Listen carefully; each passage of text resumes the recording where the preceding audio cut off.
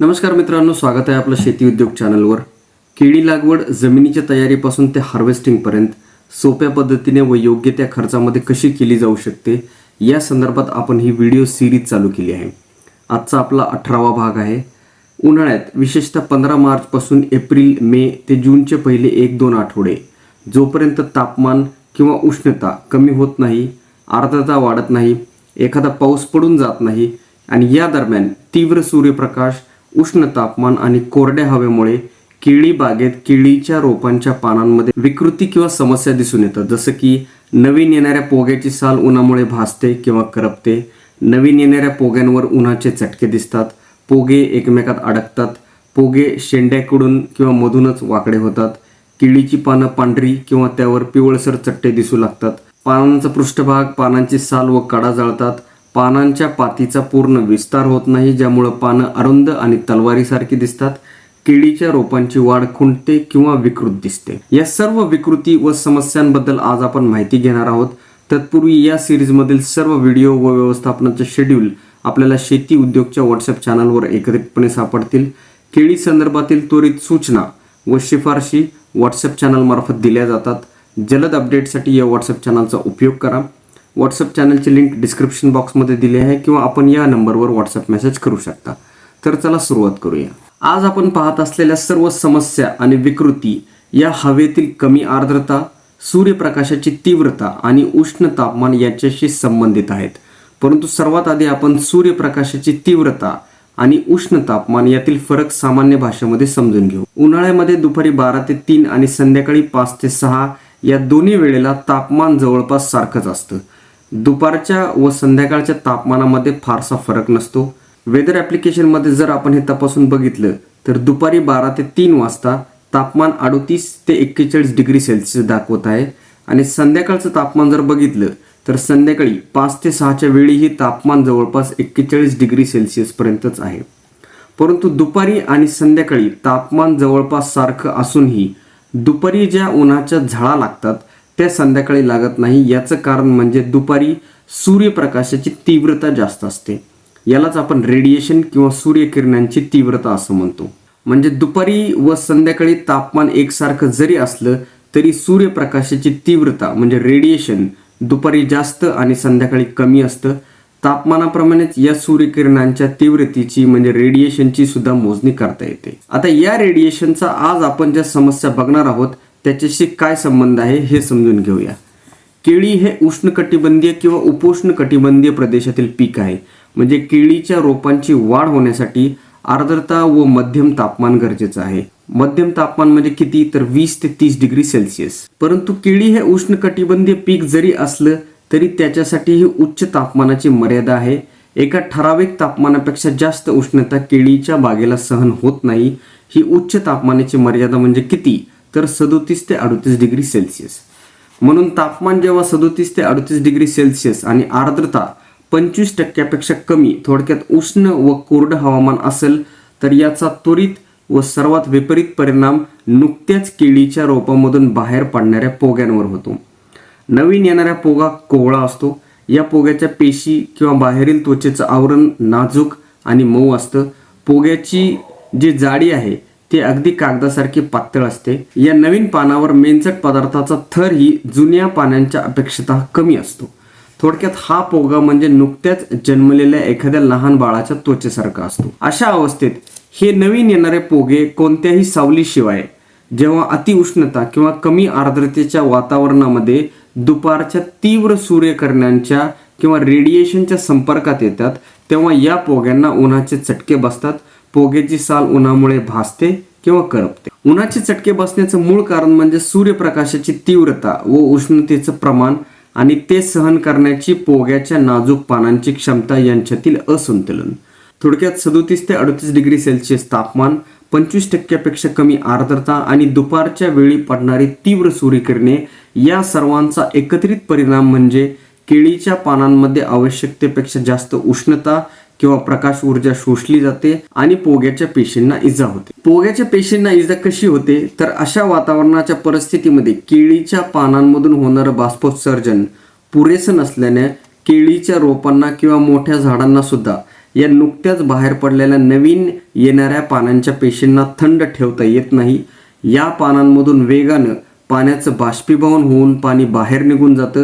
झाडाची पानं गरम होतात आणि पानांच्या पेशी अक्षरशः भाजल्या जातात.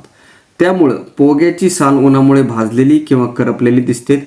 यालाच आपण सनबर्निंग झालं असं म्हणतो.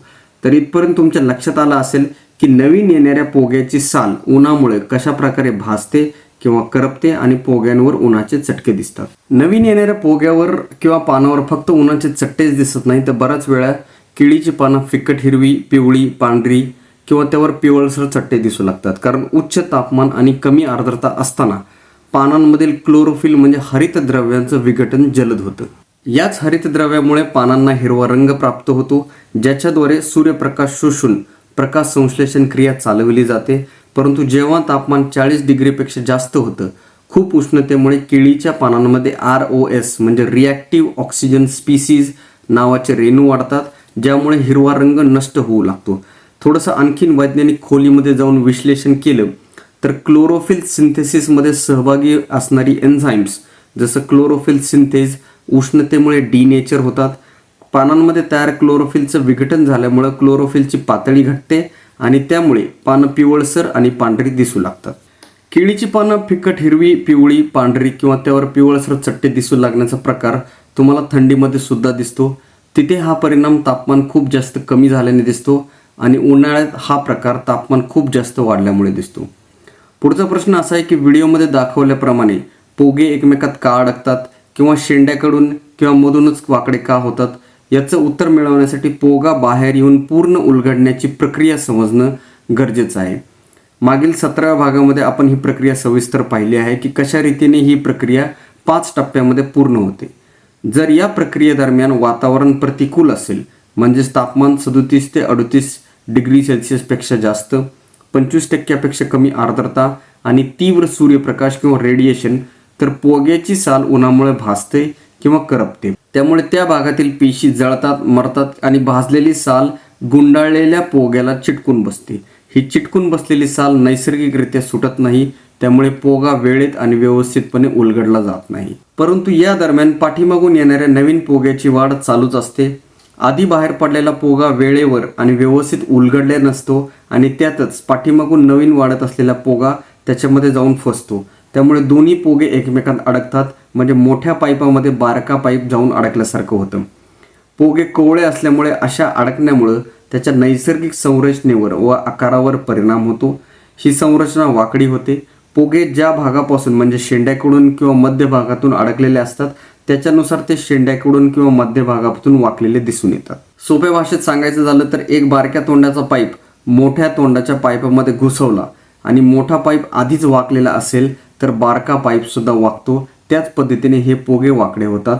परंतु हा पोग्याचा वाकडेपणा फक्त काही काळापुरताच असतो. पोगा पूर्ण उलगडल्यानंतर किंवा त्याचं पानांमध्ये रूपांतर झाल्यानंतर या पोग्याची नैसर्गिक रचना पूर्ववत होते. पुढची समस्या बघूया. ज्यावेळेस तापमान दीर्घकाळ 40 डिग्री सेल्सिअसपेक्षा जास्त राहतं, आर्द्रता 25% कमी असते आणि सूर्याच्या किरणांची तीव्रता जास्त असते, अशा वेळी फक्त पोगेच नाही तर रोपांच्या किंवा झाडाच्या वरच्या बाजूचं पानं ज्याच्यावर थेट सूर्यप्रकाश पडत आहे, अशा केळींच्या पानांवर सुद्धा तीव्र उन्हाचे चट्टे पडतात. अशा पानांचा पृष्ठभाग, पानांची साल व कडा जळतात. या परिस्थितीग्रस्त वातावरणामध्ये केळीच्या झाडावर गंभीर अजैविक ताण निर्माण होतो. हा ताण विशेषतः पानांच्या वाढीवर, पाण्याच्या व्यवस्थापनावर व वाढीशी संबंधित पेशींवर विपरीत प्रभाव टाकतो. परिणामी पेशींची विभागणी व वाढ कमी होते. त्यामुळे पाने संकुचित किंवा अर्धविकसित राहतात. त्यामुळे पानांचा पृष्ठभाग कमी होतो, पानांचा आकार लहान व अरुंद होतो आणि ती तलवारीसारखी दिसायला चालू होतात. परंतु केळीच्या रोपांच्या दृष्टीने पाहिले तर त्याचा एक फायदा सुद्धा आहे.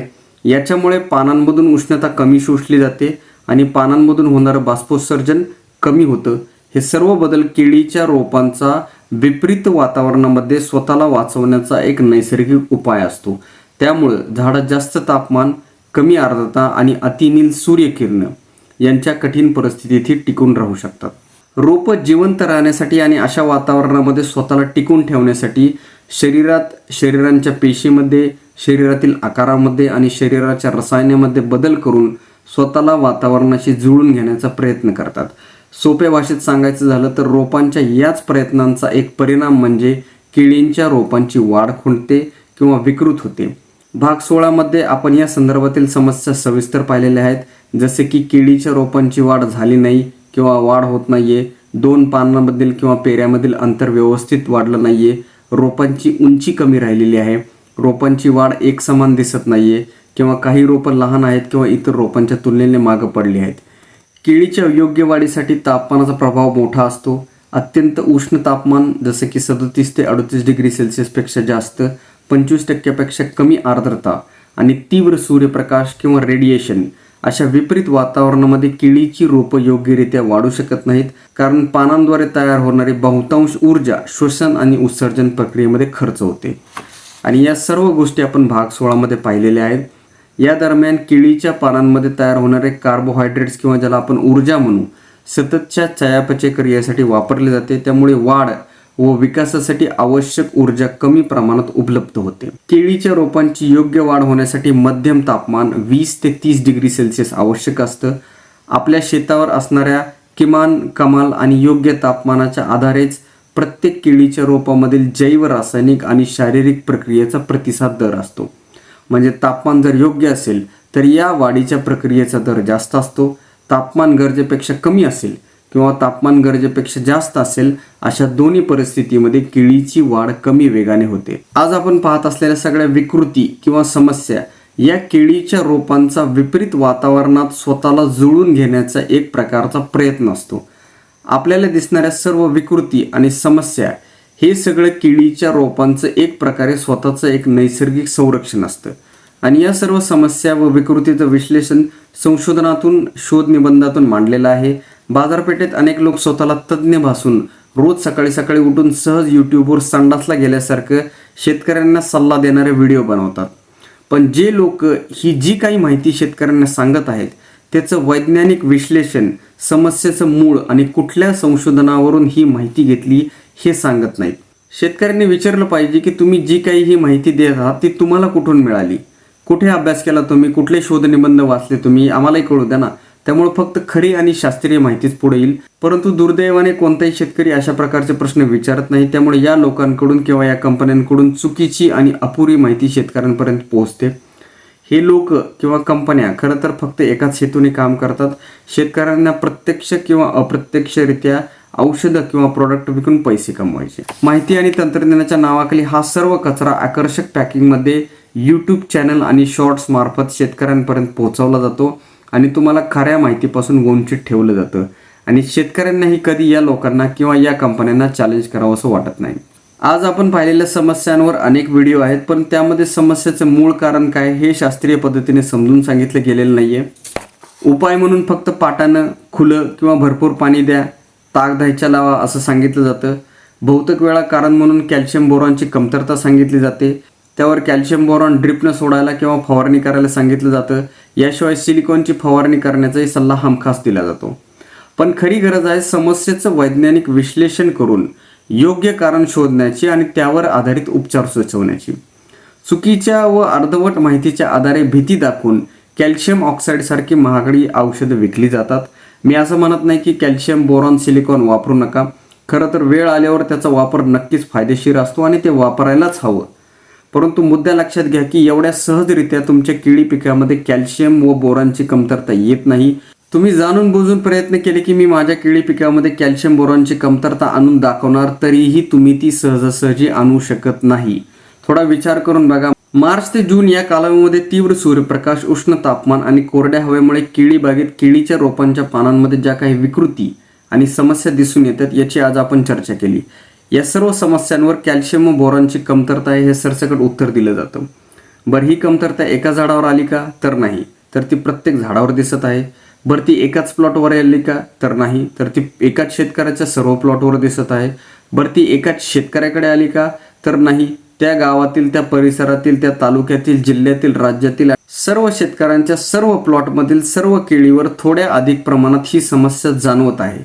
कॅल्शियम बोरॉनची कमतरता आहे की कॅल्शियम बोरॉनची महामारी आहे जी एवढ्या वेगाने अख्ख्या देशभरामध्ये पसरते? अशा वेळी तुम्ही कॅल्शियम बोरॉन आणि सिलिकॉनची फवारणी करता किंवा ड्रिपने देता.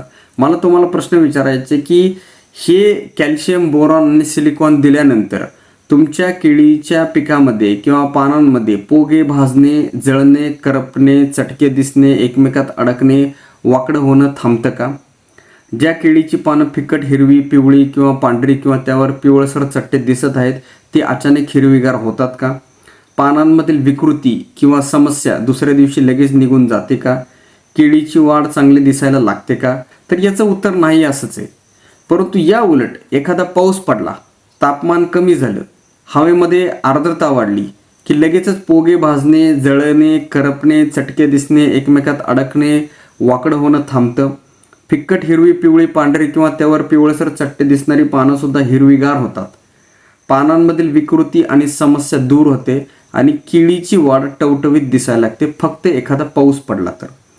याचा अर्थ काय? याचा अर्थ मूळ समस्या कॅल्शियम बोरॉनची कमतरता कधीच नव्हती. खरी समस्या होती उष्ण तापमान, कमी आर्द्रता आणि तीव्र सूर्यकिरण म्हणजे विपरीत परिणाम. आणि अशा विपरीत वातावरणात सगळ्यात चांगलं औषध कोणतं असेल तर फक्त योग्य हवामानाचं असतं. कॅल्शियम, बोरॉन आणि सिलिकॉन फवारून किंवा ड्रिपने देऊन अशा विपरीत हवामानात केळीच्या पानांमधील समस्या दूर करता येत नाही. परंतु इथं मी तुम्हाला पुन्हा एकदा स्पष्ट सांगतो, कॅल्शियम, बोरॉन, सिलिकॉन व इतर अन्य द्रव्य आणि टॉनिक यांचा फवारणी किंवा ड्रिपने आपल्याला निश्चित वापर करायचा आहे. परंतु आपल्या रोपांमध्ये कमतरता आहे म्हणून नव्हे, तर याचा उपयोग झाडांची प्रतिकारक शक्ती आणि ऊर्जा वाढवण्यासाठी करा, जेणेकरून झाड अशा कठीण वातावरणामध्ये तग धरून राहू शकतील. कॅल्शियम, बोरॉन, सिलिकॉन आणि इतर अन्य द्रव्य किंवा टॉनिक हे झाडांना मजबूत ठेवण्यासाठी पूरक म्हणून वापरा, समस्येवर थेट उपाय म्हणून नाही. परंतु या औषधांचा वापर करताना सुद्धा हे लक्षात असू द्या की उष्ण तापमान व कोरड्या हवामानापुढे आपल्याकडील सगळ्या औषधी उपाययोजना अगदीच तात्पुरत्या व क्षुल्लक ठरतात. त्यामुळेच मी अनेक वेळा सांगितलेलं आहे की एप्रिल आणि मे महिन्यात केळीची लागवड करू नका. ही वेळ लागवडीसाठी योग्य नाही आणि हे पुन्हा पुन्हा आणि वारंवार सांगण्याची गरज आहे, कारण अजून सुद्धा शेतकरी ऐकायला तयार नाहीत.